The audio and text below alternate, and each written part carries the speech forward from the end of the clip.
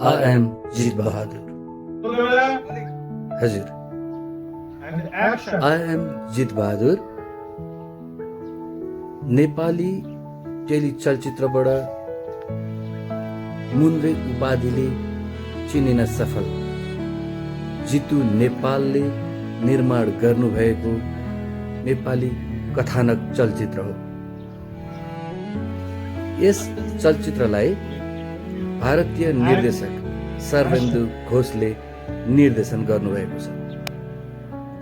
यसका कलाकारहरूमा जितु नेपाल स्वयं आफै मुख्य भूमिकामा हुनुहुन्छ, प्रियङ्का कार्की, त्यस्तै अर्का अभिनेत्री वर्षा राउत, सन्दीप छेत्री,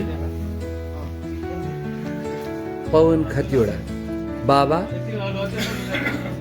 लगायत थुप्रै नेपाली प्रख्यात कलाकारहरूको यसमा बेजोड अभिनय देख्न सकिनेछ।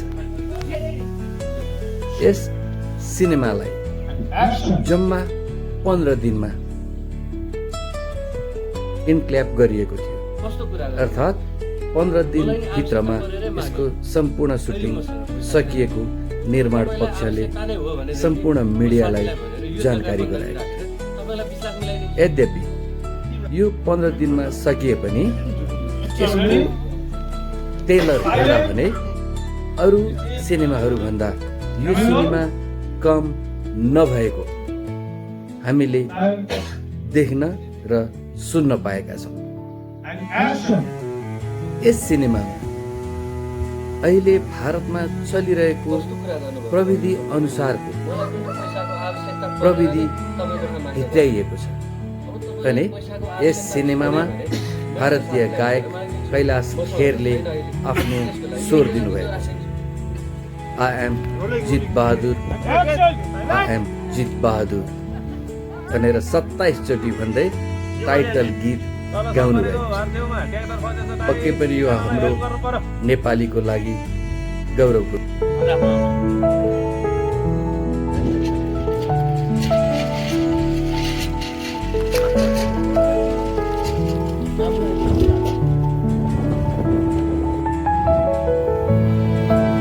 यस चलचित्र असार 5 गतेदेखि सम्पूर्ण देशका सिनेमा घरहरूमा प्रदर्शन हुने जानकारी निर्माण पक्षले गराउनु भएको छ।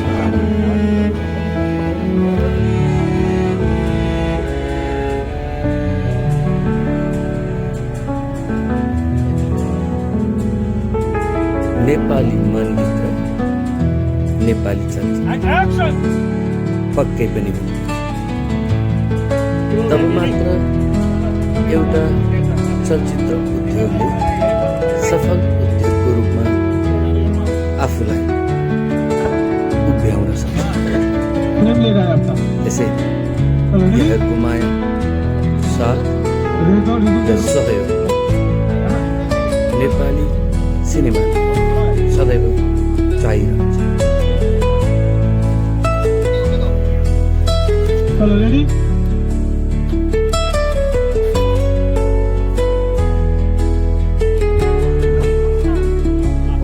जय नेपाल, जय नेपाली सिनेमा,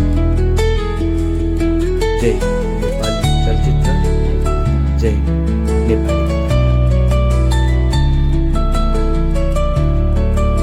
तपाईँहरूको समय शुभ रहोस्।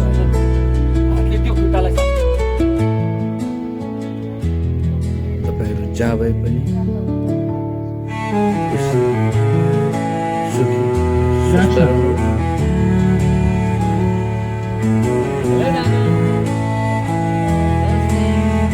खुसी रहनु, स्वस्थ रहनु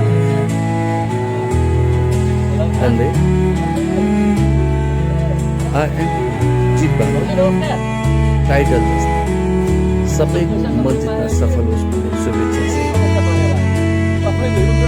आगामी असार 5 को लागि